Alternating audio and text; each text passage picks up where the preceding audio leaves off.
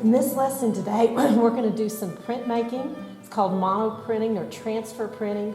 We're going to be doing only drawing the top half, and we're going to print the top half onto the bottom half of our paper. We're going to start with a piece of paper. For this particular one, we're going to be drawing a city. And so I'm going to take a piece of paper, I'm going to turn it going long ways, and I'm going to fold it in half.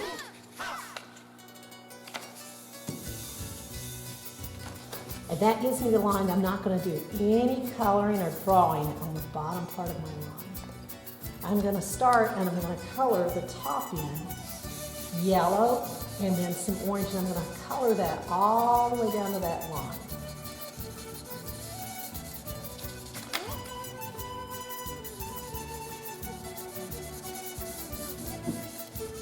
And I'm going to fill in first of all with yellow, and I believe I'm going to use some orange on this too.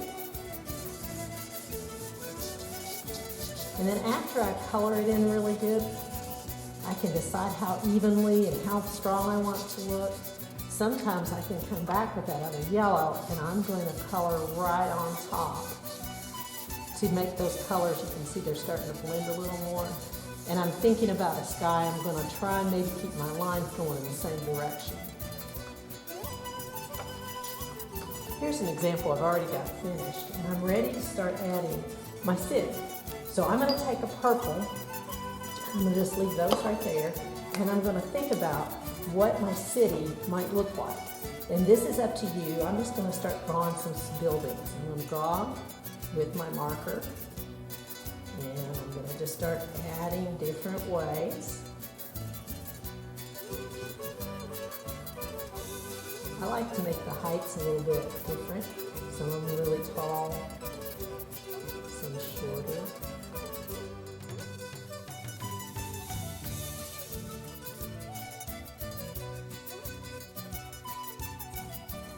And change some of the tops.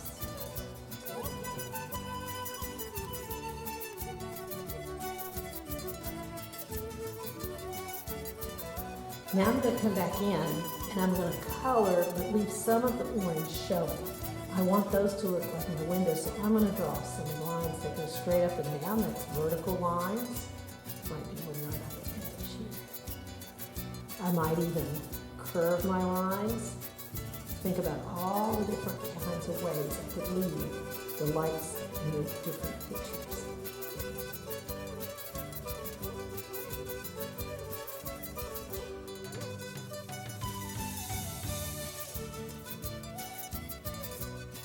So some are vertical, some are going to be horizontal.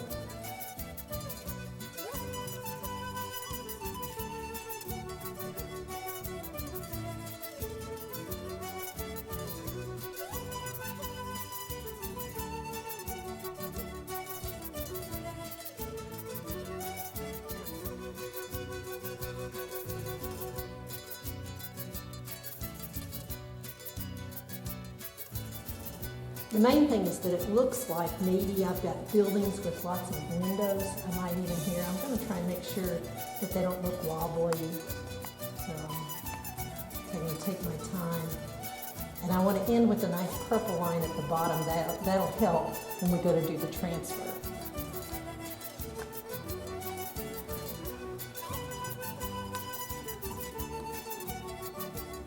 All right, now I'm going to take a sponge. If you don't have a sponge, you can use a wag. It's just a regular sponge, and I'm going to squeeze out. I got it really wet, but I'm squeezing out the water, and I want to get just the bottom wet. Now, this might be something you would want to practice with just a small piece now that you've spent a long time getting it, but I'm going to run some water. I want to get it right up to the edge, but I don't want puddles. Then I'm going to fold it again. I'm going to press really hard because we're pressing back into that image, into the bottom half so that it looks like it's water reflecting my city. And let's see what happened here. Well, I didn't get it wet enough.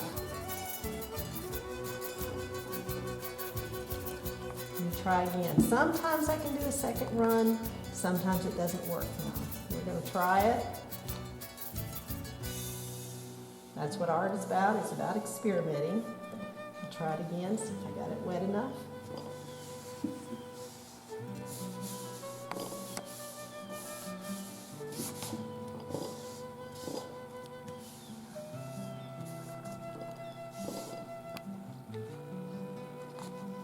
There you go.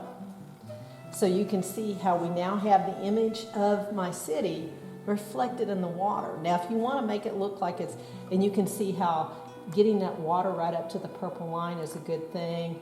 I might not have pressed as enough right in there, that's why the white. So if I find that, if I try just right there without adding any more water, that might pull that on down. But otherwise, that you might want to practice with a small piece. And that's why I did this one on a smaller one too, just because sometimes I can practice a couple times to make sure it comes out. Art is a lot about experimentation. However, I thought you might want to see some other ways you could use this same method.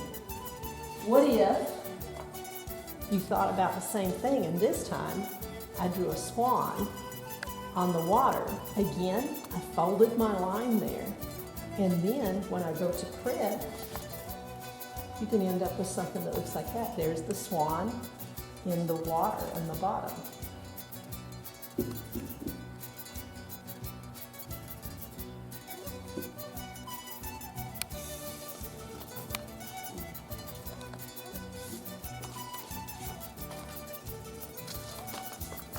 But not just reflecting on the water. I've done them where I folded a piece of paper and I did half the picture. A lot of times you can think about something when you can cut it in half, but it's hard to get the same thing on both sides. So I drew my cat's face. And remember, if you're going to do the circle, you're going to do a circle and end in a circle. Don't let it dip down or you'll get a heart shape. Then when I get it wet, I get the rest of the image on the other side, and I have everything matches just exactly like it's supposed to when you split it like this. Okay, here's a butterfly done the same way. I didn't draw both sides. I only did this half. Fold my paper in half, color in, draw my butterfly. Remember, when you draw, you want to think about the circle ending here. Don't dip down. You want to come straight out and back down. And you draw the three parts of the body. Draw your wings, color them whatever you want. And on all these, when I use my markers, I'm using some kind of a washable or water-based ones, not permanent markers. Permanent markers won't transfer. Only your regular either Crayola or other watercolor brush pens. Here's a last example would be, I live more where there's countryside. And I did the same thing. I drew a picture at the top. And then when I went to transfer, it looked like it's in the water, you know, lake there. And you could even add a couple of lines later to make it look like ripples in the water. I hope you have enjoyed this lesson, that you can practice and you can see there's a lot of experimentation. And if you're not happy with your first attempt, try it again. Make sure you share these to me.